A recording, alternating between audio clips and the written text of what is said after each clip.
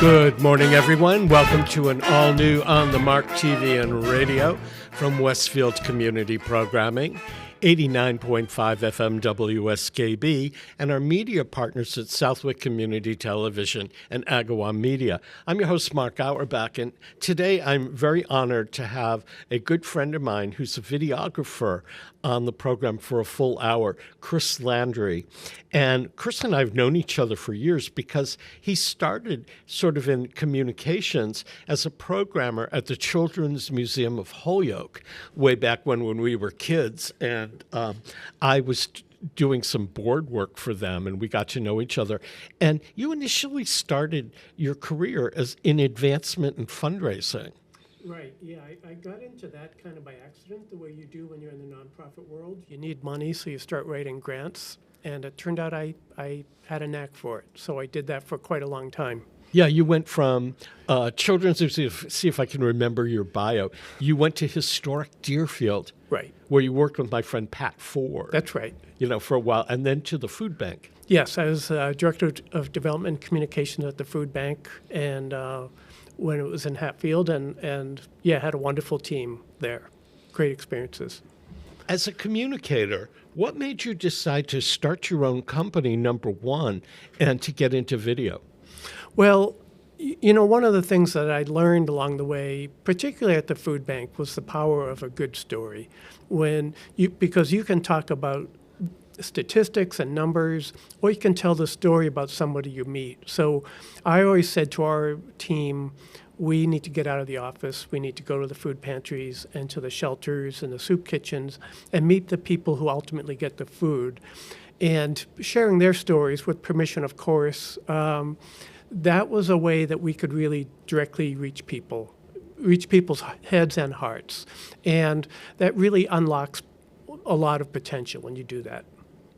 And you started your company, and you added on. Where did you learn to do video? I learned just by doing. I did some personal work. In fact, I had an intern at the Children's Museum way back who was one of my first instructors. He was a film major or film. He studied film at Hampshire College, and then I had some other colleagues who taught me along the way. And a lot of it ultimately comes down to just practicing, doing it over and over and over, and seeing your mistakes and going back and looking at earlier work and thinking, I would have done that differently now. And that's really, it just takes leaning in and trying it. How difficult was it from going from the food bank to your own company? As you started, was it a challenge for you, or did you jump into it? I had some, after the food bank, I worked in sustainable agriculture for a while with an organization that worked with a lot of the biggest food companies in the world and the biggest nonprofits in the world, like Oxfam and so on. And so I had some connections, people who wanted me to do work right away. And then I just started reaching out. And so I work with foundations and nonprofits, grassroots groups, really around the country. And when you went off on your own, what kind of clients did you go after? Initially, it was, as I said, some of the food companies. I did some work for Stonyfield and some other food companies who are trying to do the right thing in terms of sustainability and supporting small farmers. And ultimately, in the last number of years, I've been working more and more with philanthropic foundations, helping them tell stories of their grantees and the work that they're doing. Because many funders want to do more than just support the work through grants. They want to help the grantees tell their stories so they can raise money and have more impact in the world. And by telling it through film and video is probably the most incredible way to tell a story, because everybody can react and relate to a video. Plus, you can share it again and again. Right, and that's what's fun about it, is that we've worked with a number of local nonprofits over the years, International Language Institute and ServiceNet and a number of others, and always it's trying to focus on the human level. because they have a big organization, they're doing a lot of work, but tell one story and tell that story well, and it sticks with people. How long, when you decide you're going to videotape or film something, how long does it take you to do your pre-production and planning? How long do you have to shoot the video, and then how long afterwards do you have it to edit? Sure. So I'll tell you about one of the films we did. Before the pandemic, I was asked by a foundation in New York to make a film about people who stopped a pipeline down in West Virginia and Virginia. It was a dangerous pipeline. It was unnecessary. And it was going right through people's farms. It was going through historic communities. And it posed a great risk. And a number of people, just regular citizens, they stood up and they said no. And they fought it for 6 years and won. And so this foundation asked me to tell that story. And so we spent about 6 months in pre-production, which is the planning stage, talking to folks on the ground, talking with our partners at the nonprofit organizations, planning the trips. And then we filmed it over about the next 12 months, and then another 6 months or so for editing. So in all, it was about a 2-year project timeline. And that's not unusual. It takes some time. We can certainly do it faster sometimes, depending on the story. But yeah, it can take a while. And so you actually do the research, talk to people in advance, and then go back and film them. That's right. Yep. So we took multiple trips down to West Virginia, and into North Carolina, and talked with folks who represented all kinds of communities. Native American community is a historic black community founded shortly after emancipation that was threatened, would have been the site of this enormous compressor station, and all kinds of people, farmers who stood up, retired folks, and we went around, did trips, and interviewed probably a dozen people by the time we were done. Did your point of view change from the time you took on the project to the time you interacted with the people involved? Well, I'll tell you what changed really most of all is my admiration for these people, because they were going up against Dominion Energy, which had really never lost an issue in the state of Virginia. And everyone told them to give up. And these are people, in fact, there was a man who passed away last month, and I'm so happy that we had him in the film. He was a retired school guidance counselor. He was farming. The pipeline would have gone diagonally right across his fields. And he spent all those 6 years, really 7 days a week, fighting this thing, organizing, getting petitions, talking to the lawyers and challenging permits. And so my admiration for these people and the power of what people can do when they really are motivated and stick together, that was really the thing that I took away from it. What are some of the projects you've done, and where have they taken you around the globe? Well, I've done a number of things. We've been several years ago, we made a film in the cloud forest in Guatemala, for example. Absolutely beautiful region, and working with a community, the Quechan Mayan community there, been there for a long time. And so we were telling the story of a school teaching the girls and young women some of their history and their medicinal plants and their traditional agriculture and their rights as young women. So we made a film there, which was really an extraordinary experience because we had all sorts of lights and equipment, and the power was inconsistent. It was from a little creek running a generator, and it blew out all of our lighting equipment. So we had to film it with no lights, just using natural light. My cameraman slipped in the mud one day, filming, cracked some ribs, kept the camera out of the mud, and was filming 20 minutes later. It was really an extraordinary thing. Explain to people who don't understand, what is a cloud forest? Cloud forest is way up in this part of Guatemala where you're literally at the altitude of the clouds. So the clouds are there. It's misty. It's beautiful. It's an important ecosystem. It contains a lot of the water that people in Guatemala rely on, and bird life and animal life, and it's used as well for subsistence farming. Absolutely one of the most beautiful places I've ever seen. I've heard people talk about the cloud forests in Costa Rica, and saying it's just an experience that we here in Western Massachusetts, there is no cloud forest. Right, no cloud forest here. Although I live up in Chesterfield, and we get some misty days. Well, I went to high school on the Connecticut River in Northfield, and in the mornings in the fall, the fog would come down onto the river, and you'd be above the fog line. You could see it as because the school is on a hilly campus, and it was just a phenomenon that was unreal. I live near the river in Long Meadow, and I've never experienced it down here. Yeah, it is really beautiful. Yeah, and that was one of the really magical trips that I've experienced. Generally, it's a crew of 2 or 3. We travel light. We're not traveling with a big crew because we're working with relatively modest budgets. And so that was just 2 of us. It was my camera operator and me, and trying to make our way, and our local hosts. And it was just a wonderful experience. Then after you come off the road doing something like this, do you edit everything back here in Massachusetts? Yes, for the most part, although I work with, it depends on the project. Sometimes I do the editing.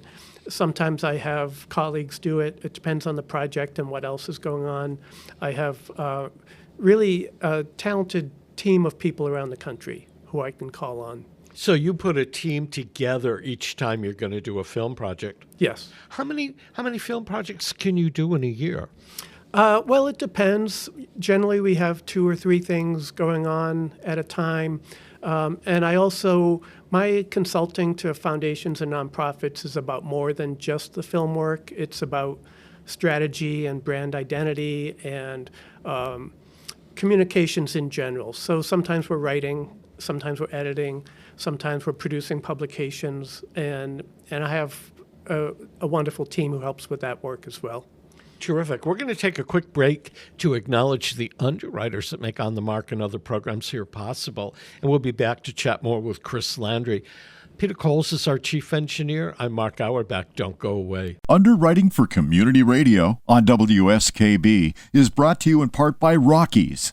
Over 30 convenient locations throughout Massachusetts, Rhode Island, New Hampshire, Connecticut, and Florida. One of the nation's largest ACE dealers. Expertise and great product selection in paint, hardware, lawn and garden. That's Rockies. Rock solid service since 1926. On the web at rockies.com. Hi, it's Bob Plass, and I have Wow, It's Tuesday, every Tuesday, 6 to 8. Wow, it's Tuesday. Community Radio. 89.5 WSKB. I did it!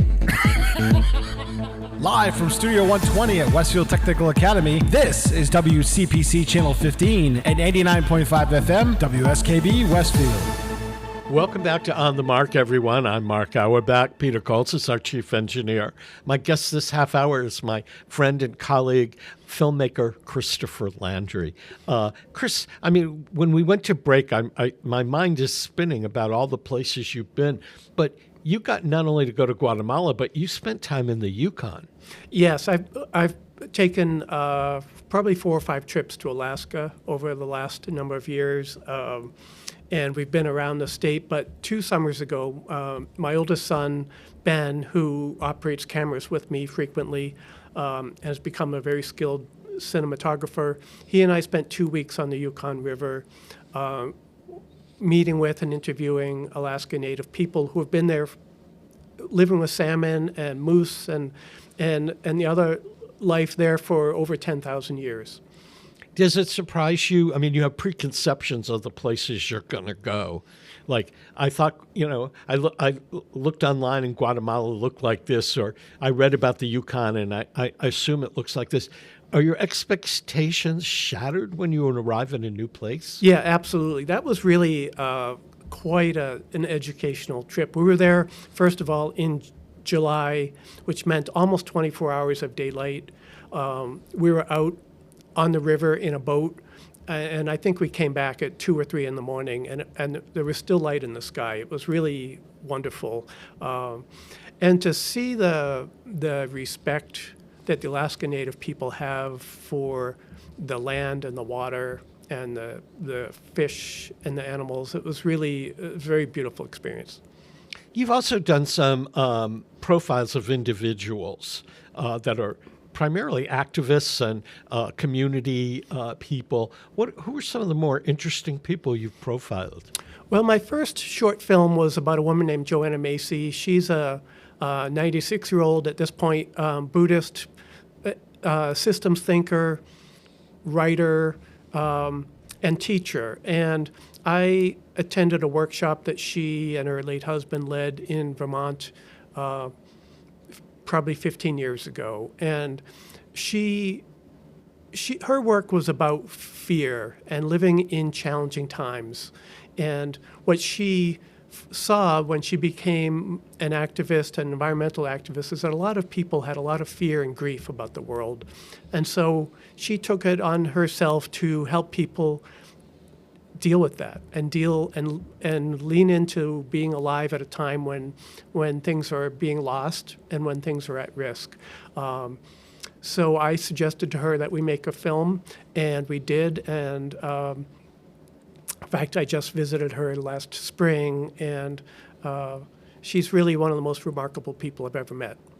And learning, teaching people to cope with change like that, boy, is that applicable right now in our crazy world?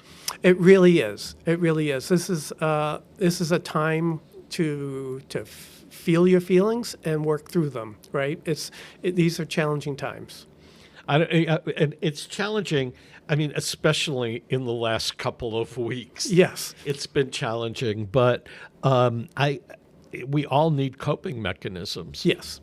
Yeah, in fact, that film, it's a 26-minute film. It's available online for free. Anybody can watch it. You go to Joanna Macy, which is MACY, film.org, and you can watch it for free. You can share it with your family or with a group, get people together and watch it. She really is a wonderful teacher. Are your other films available online? Some of them are. Some of them I make them for an organization and turn it over to them, and they do with it what they want.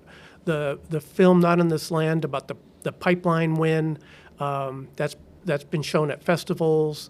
In fact, it won an award at the Richmond International Film Festival for Best Environmental Film last year, and that will be available online as well. Were you surprised to be nominated for an award like that and win? Well, I was. And we were, again, we're a small team. Usually it was 2 of us in a car or a van driving around the region, 2 or 3 others involved in editing and post-production. And, it really comes down to the capturing the story of these wonderful people who just refused to give up, who said, no, this is our land, and this is wrong. This pipeline is dangerous, it's unnecessary, it's purely for profit. It's not for the stated purpose. And so they said, no, we're not going to give in. And they worked with lawyers and with people that they never would have met otherwise, and formed this coalition across 3 states. And so, yeah, it was a great honor to get that recognition. And they were able to stop that pipeline from going forward. They were. They were so determined. They challenged permits. They filed lawsuits. In fact, it went to the Supreme Court at one point. And they monitored the water quality and collected the evidence that was needed to challenge the construction. And so ultimately the delays and the cost overruns made it a project that was just abandoned. That's amazing. What are some of the other projects you've done? Do you prefer the environmental things and social change things versus the individuals that you get to profile? Both of them I really love. I think one of the things that I've seen is that individuals are incredibly powerful. And one person with the right attitude can really make things happen. But I've one of my favorite projects as well. I think maybe I've said that again and again, but they're all my favorite projects in a way. But we went down to Eastern Kentucky.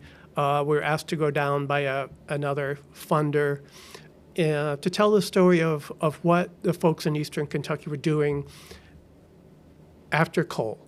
And so because the coal industry had provided good paying jobs for 100 years in Eastern Kentucky. You could get out of high school and make a six-figure salary as a coal miner or something else related to that. And then all of a sudden, the coal mining moved, and it was no longer happening there. And so we again met some wonderful people. A man who worked for an engineering firm strictly in the coal business. It was owned by his father. He thought he would take it over, but then they had to close shop. And so he went into farming and started a farmer's market and found restaurant customers. He and many others just found new ways to make things happen. Why did the coal industry fail there? Was it just they overmined? Eventually, the easy coal, the affordable coal to get was gone, and also there were stricter air quality regulations, and high sulfur coal was not allowed. So, in fact, some of that mining moved to West Virginia. Does tremendous damage. 1 million acres have been cleared in West Virginia, clear cut.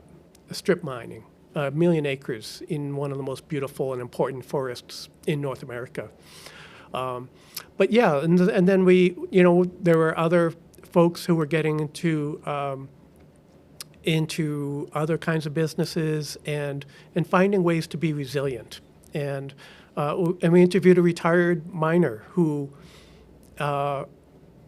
made his whole living on coal, and he said, I don't want my grandchildren to have to do that. I want them to be able to come back here, have a good job, and live in a clean environment.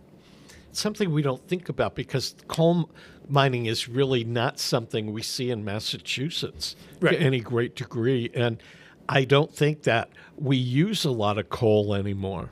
No, I don't think we do either. And it's, it's one of those things it did serve a purpose, but it came at a great cost.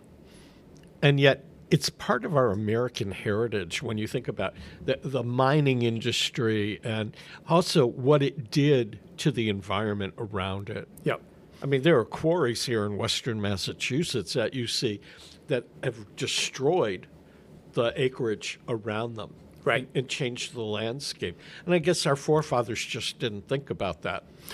Yeah. I mean, they didn't think about it too much. There was a lot of money to be made in coal.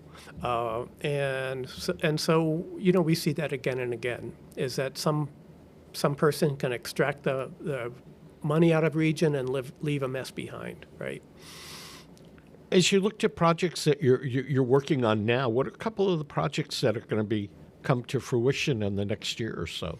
Well, I've got a few in the early stages, but the main one that we're working on now is about the world of philanthropy, and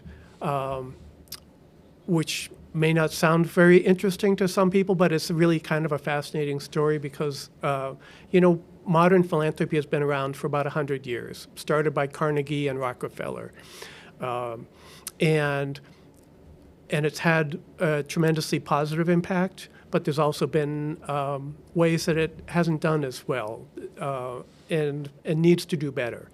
And so we're talking to some of the most thoughtful people in the field about some of the ways that foundations and donors are changing the way that they operate.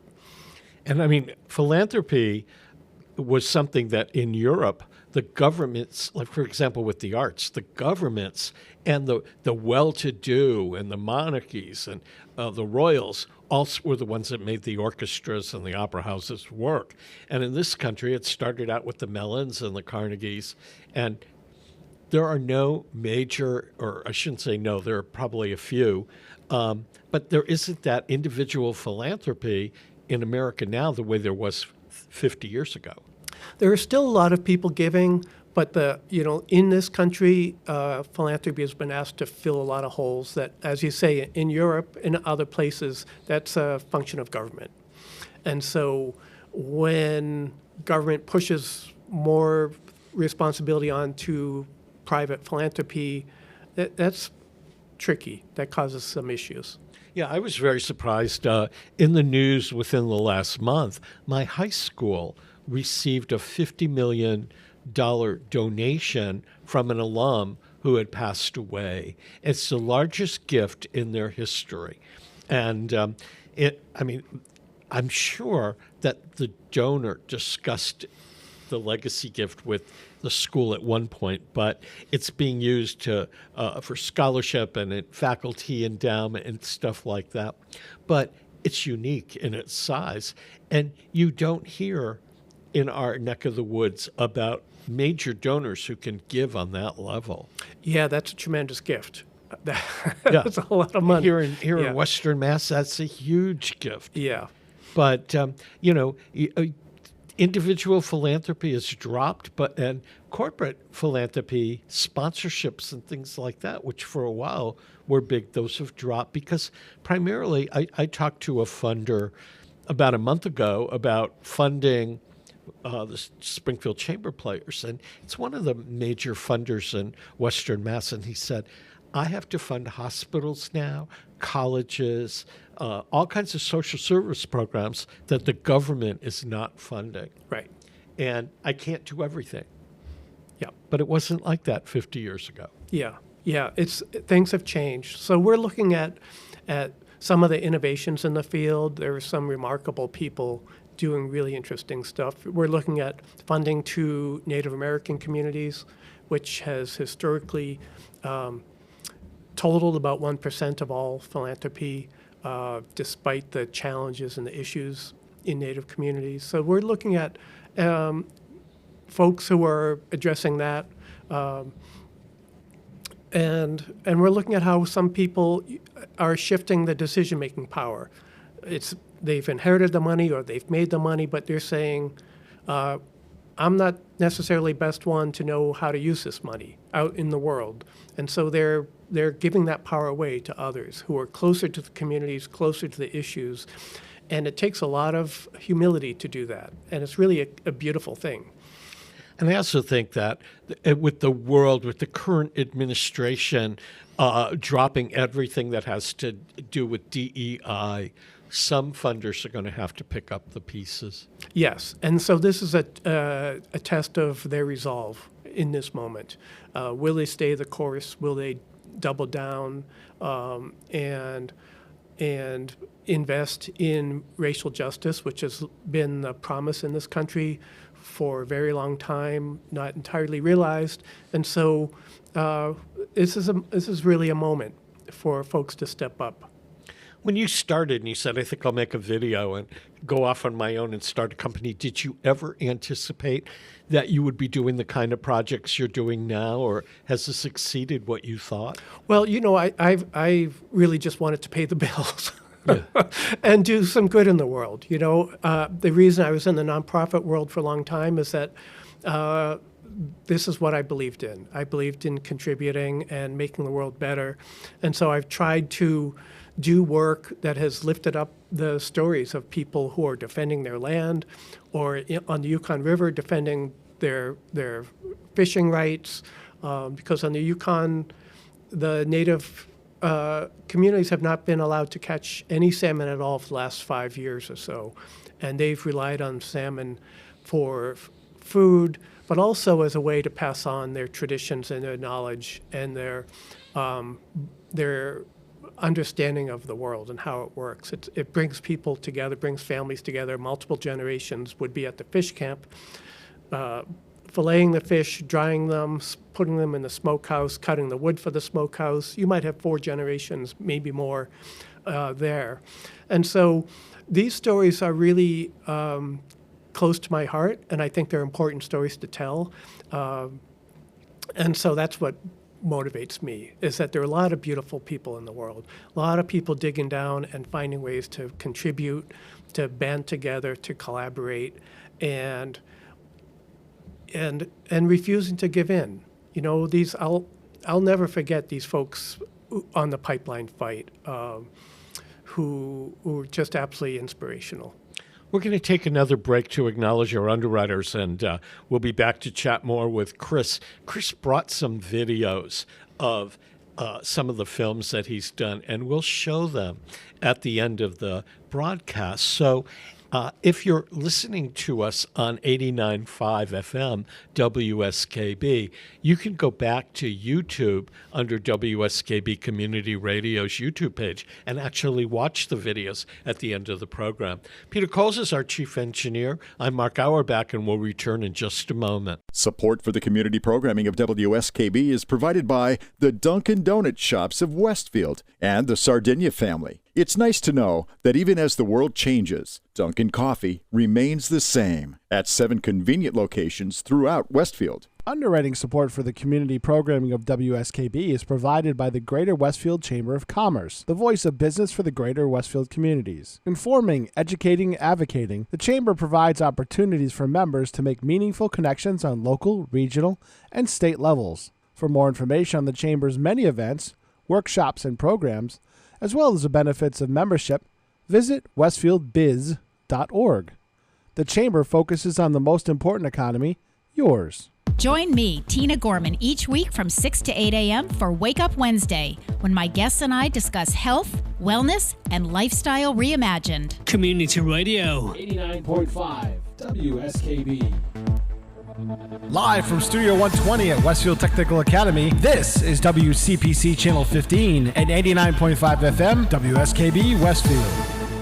Welcome back to On the Mark, everyone. I'm your host, Mark Auerbach. Peter Coles is our chief engineer. We're broadcasting from Studio 120 at Westfield Technical Academy, which is our home. And you can listen to us or watch us every Wednesday on Westfield Community Programming, 89.5 FM WSKB, Agawam Media, and Southwick Community Television. Chris Landry, a videographer, filmmaker, advancement specialist, and communicator, is my guest this hour. It's always good to see you. Likewise, Mark. It's great to see you. One thing I was going to ask, you're talking about all these film projects and everything that you're doing for not-for-profits. Where can people see your work? Well, my website is christopherlandry.com, and I work with nonprofits of all sizes, with foundations, as I said. I work with small businesses. I've worked with a number of small businesses in Western Mass, helping them with just a short, professionally made video that tells their story. So you don't do weddings and bar mitzvahs, but if you're a nonprofit organization looking to tell your story, or even a business, Yep. they can reach out to you. They can. Can the public watch on your website? Are there any video clips? There are, yeah. There are a number of projects on the website that people can watch. And are you on social media at all? I try to stay away from social media these days, but I am on LinkedIn, but that's about it. I'm not really active anywhere else at the moment.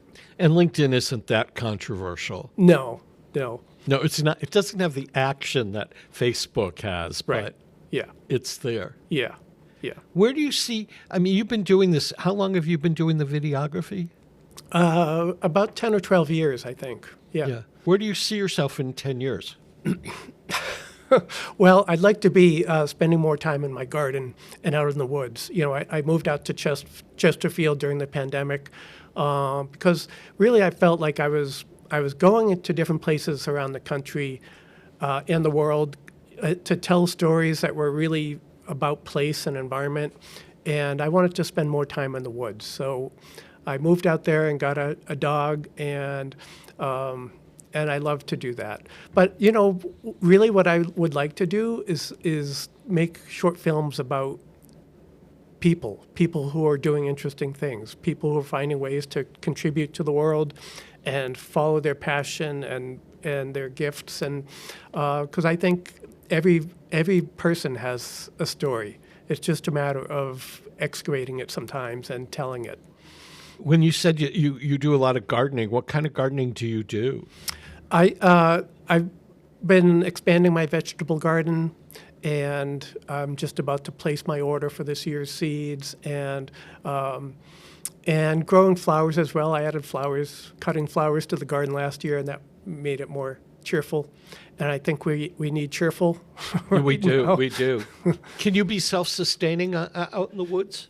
Not self-sustaining, no. But it is really nice to just be able to go out to the garden and collect what you need for a salad and that kind of thing.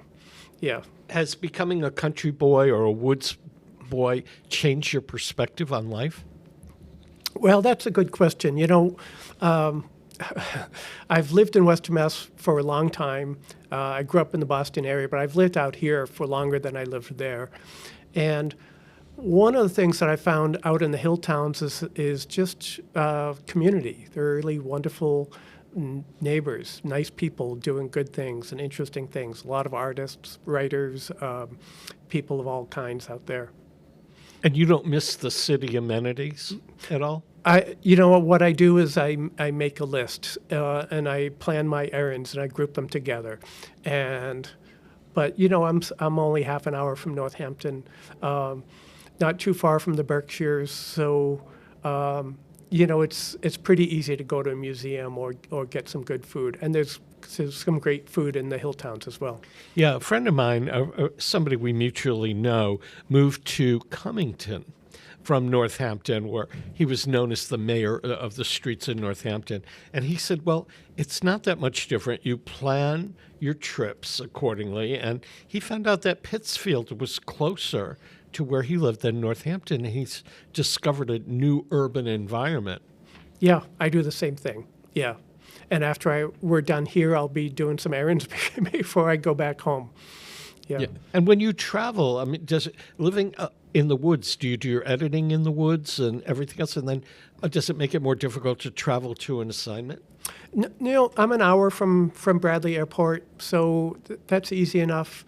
And Chesterfield has high-speed internet, which I need for uploading and downloading large files. I work remotely. One of my editors is in North Carolina, and I work with others around the country. So no, it's these days you just need a decent computer and good internet access, and you can a knowledge of Zoom. Yeah, knowledge of Zoom. Yeah. Boy, did you realize prior to the pandemic that you could work remotely? Well, I've had a home office for several years. I've also done co-working spaces. But that was part of the plan when I moved out to the hills is to work from home, and I enjoy it. That's terrific. So you're working on multiple projects at the same time. Yep. And I'm talking to folks, and people contact me. We find out what they need, and so. For example, Trans Health Northampton, new medical practice, we did their brand identity several years ago. And I brought in graphic designers. We did their logo, their identity, their messaging, all of that kind of thing. So that's the kind of work that we do a lot of the time is the basic, helping people identify, be clear about who they are as an organization or a business or foundation. Who are we? How do we express that in the world? That's really the basis. So that's your world outside or beyond video and film. Yes. Is the branding and the identity. And yep. I don't know about you, but I feel that a lot of nonprofits have really good missions yes. in this world, but they don't know how to brand it so that the public picks up on it. That's right. Yeah, they try to say, many times my clients are trying to say too many things all at once. Way back, Bill Clinton's team, when he was running for president, they said if you're trying to say more than one thing, you're not saying anything at all because people can't tune it in. So we work with organizations, with nonprofits. I love to help them see what their story, their core story, the one that everybody can know, can share, and find how to express that authentically in the world. And it's a tough thing to do. I think that if more nonprofits thought about their mission and got somebody to help them think it through, and then you can't say everything at once. You have to sort of break it down. And one of the things that makes Western Massachusetts, to me, kind of unique is there are so many not-for-profit organizations in this state. Loads, yeah, and doing wonderful work. They're all doing wonderful work, and Yeah. a lot of them are nationally and internationally based, but they chose to be here. Yep. And I think that in some cases they're competing for attention. Yes. Yeah, it's competing for attention, and which is a challenging thing to do, right? When there are so many different channels. It's not like the old day where you could put out a press release and that was about it. Are there any filmmakers or videographers that you look up to and think, wow, I wish I could be more like them? Well, there are a lot of people I've learned from, and I love watching documentaries.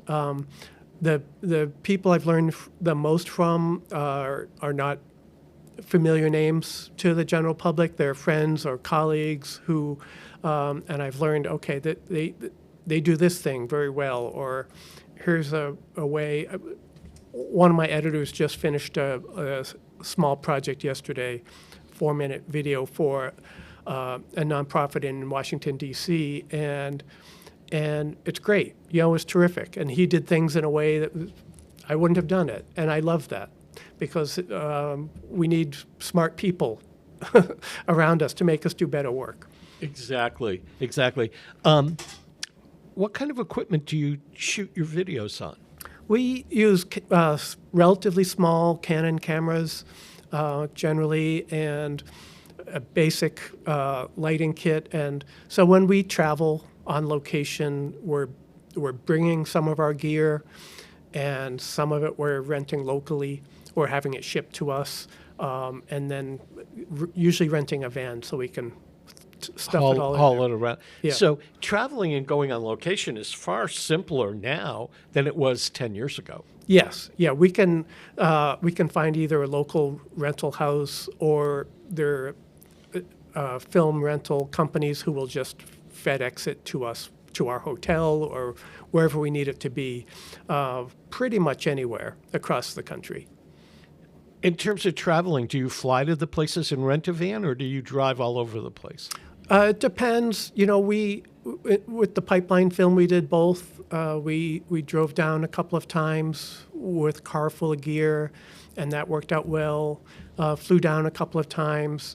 One of my camera operators has a nice van, so he drove up from North Carolina. So we get there, however, and of course in Alaska we had to swap out some of our gear for lightweight tripods because we were going to be on those little tiny planes with strict weight limits. Yeah. Is there a part of the country that you've seen in doing this, or a part of the world that just amazed you besides the cloud forests of Guatemala or the Yukon? Well, Alaska generally is such an impressive place. It's enormous, and the people are wonderful. I was interviewing a Alaska Native woman one day and asked her how she was impacted by warming waters and climate change, and she spoke so beautifully about how it is challenging, but she has her community, and they have always operated thinking 1,000 years in advance, multiple generations. This is how they've always operated. 1,000 years ago when they were catching salmon, there were fish wheels and other technology designed to allow most of the salmon to pass through, catch just what they needed. And so really the landscape of Alaska is incredible, but the people, the wisdom, and we need that knowledge now. All of us need that knowledge now. Chris Landry, it's always a pleasure to see you. Thank you, Mark. It's really been fun. What we're going to do now is we're going to show 4 2-minute videos back to back of Chris's work, so you get an idea of the scope of the kind of film and video he does. And then we will, in between, acknowledge our underwriters. And as we end today's program, I thank Pete Coles, our chief engineer, and let you know that we will have another On the Mark next week. So watch these videos and enjoy the show.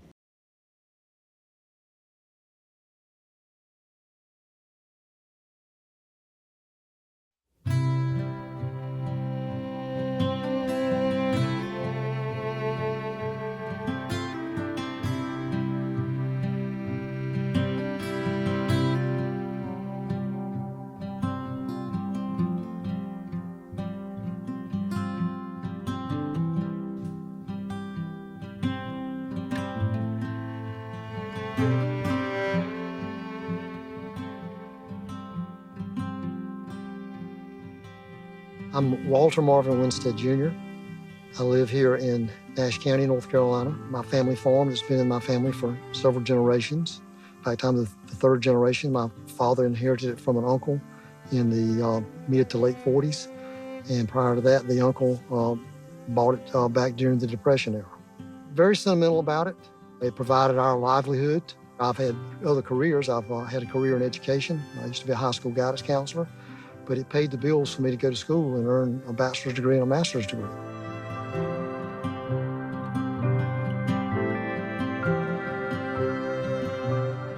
My name's Donna Chavis, and I live in Pembroke, North Carolina, and my family goes back generations. I am now a Lumbee elder, which I'm proud to say, because an elder is something you earn, not age into. In the late 70s, my husband and I started a nonprofit called the Center for Community Action, and it was almost immediate that the community brought issues to us around the efforts to use the territory land for toxic waste facilities, radioactive facilities to poison our land. And frankly, up until the Atlantic Coast Pipeline, we had beaten every effort to have toxic waste dumped into our territory. This was different. It was clearly different from the other things we had fought against.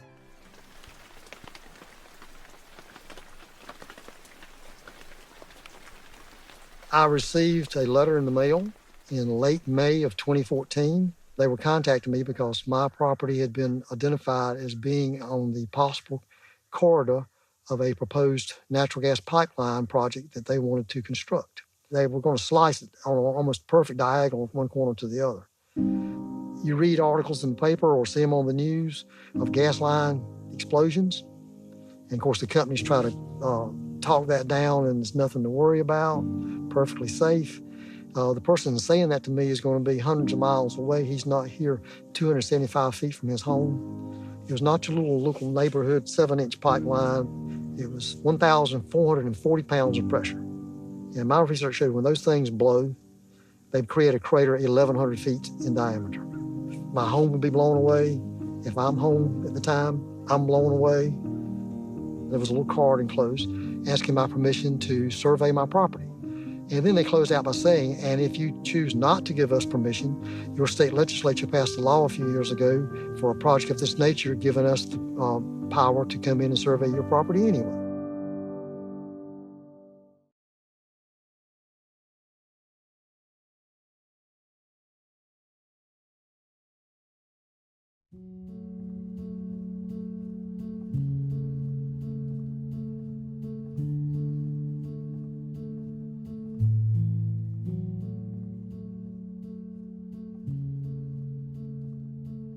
My name's Clinton Wheel.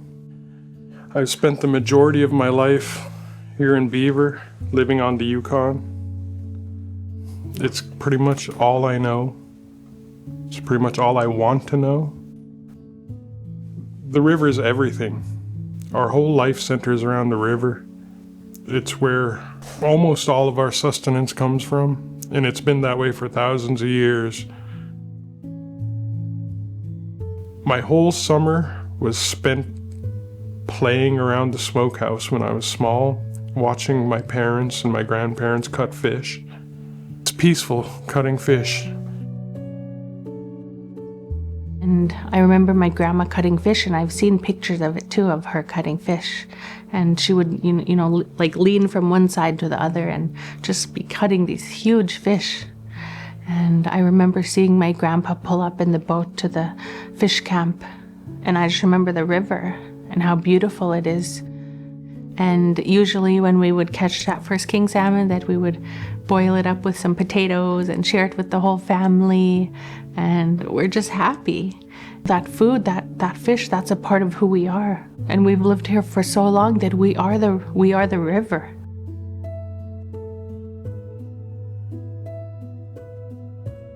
My 5-year-old son, his first real food that he tried was king salmon, and he loves it. But he's 5 years old. We haven't been able to fish for a few years. He can't remember what it's like to fish. He sees our fish wheel, and he knows it's a fish wheel, but he doesn't remember it ever being in the water. Without our fish, who are we? There's a huge void in us right now. My family's smokehouses are empty. There's no smoke in the smokehouse. There's not even boats in the river because they need that pollock to make filet-o-fish for McDonald's. We're not able to fish right now because of the low salmon numbers, but we're the only ones being punished for it when we're not the cause of the low salmon numbers.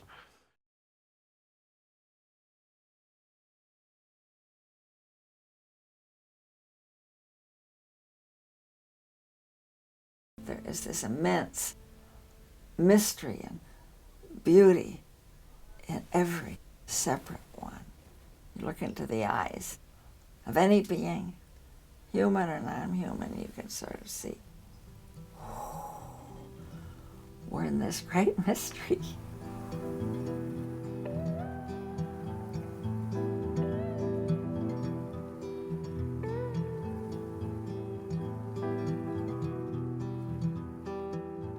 We go back to the teachings in the Buddhist tradition that are very meaningful to me.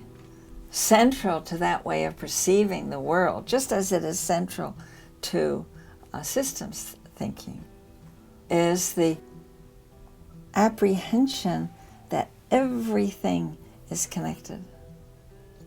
Or just like our American mystic environmentalist John Muir said, can't pick up any piece of this world, a stone, a twig, without finding it hitched to everything else in creation.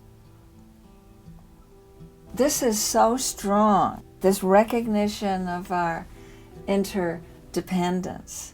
This arises, that arises, this ceases, that ceases, this comes to be, that comes to be. It's like a teaching for our time.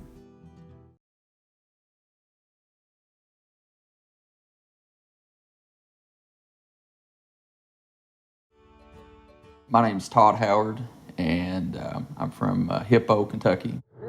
My dad had an engineering firm that just strictly catered to the coal industry, and the plan was to eventually take it over. There was less and less work to be had. In April of 2010, my dad and his partner made the decision to close up shop. It's the first time in my life I'd ever been unemployed. We put up a greenhouse with the intent to sell plants to the public. We didn't know what we were doing. Happened to see a post on Facebook in the city of Prestonsburg who's wanting to start a farmer's market. Seemed like a great opportunity. We started looking around for other folks that were growing, and at the same time, we started developing relationships with restaurants. And the overwhelming theme that came out of it was folks wanted to support sustainable agriculture.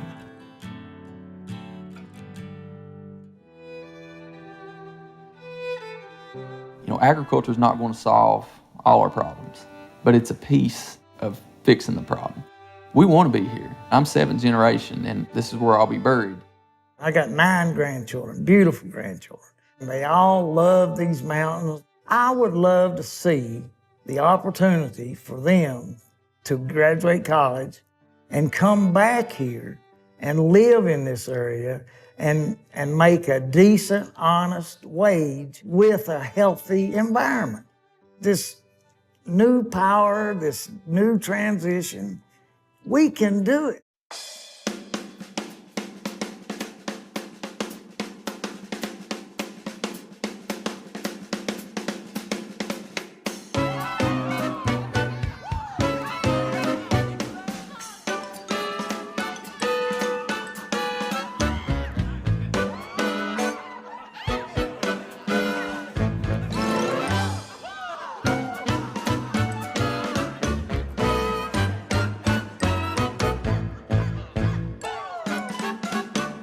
Life can be like the movies, perfect in every way.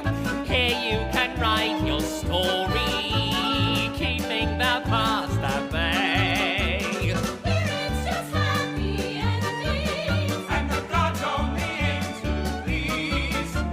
Life can be beautiful, life can be sweet, life can be like the movies.